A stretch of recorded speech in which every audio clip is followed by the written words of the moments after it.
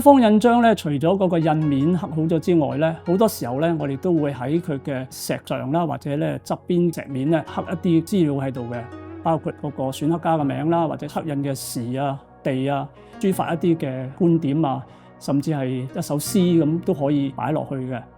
咁咧，因為佢喺側邊啦，我哋就叫呢啲叫邊款。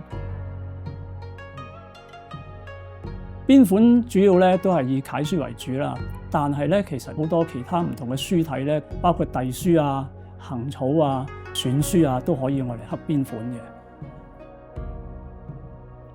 邊款嘅刻法咧，主要有雙刀同埋單刀之分啦。雙刀嘅刻法咧，就好似刻印面咁嘅方式一樣嘅啫。咁而單刀咧就係比較流行啦，而家通常咧就一刀咧就係一個筆畫。咁所以咧比較刻得快啦，而且咧就會有一啲特殊嘅趣味嘅。刻完邊款咧，我哋係需要將佢拓出嚟。咁首先咧，我哋就清潔咗個石面先，濕咗水，再將一個印譜紙咧，將佢黏合上去啦。然後咧，我哋就用一個拷貝紙覆上去，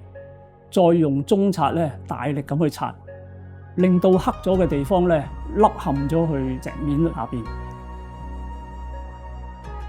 跟住咧，我哋再用拓包咧也墨就喺上高去拍打。最拉尾完成嘅時候咧，嗰啲刻咗嘅邊款嘅文字咧就變成白啦，側邊嘅地方咧個平面咧就變成黑白好清晰嘅邊款就咁樣拓出嚟。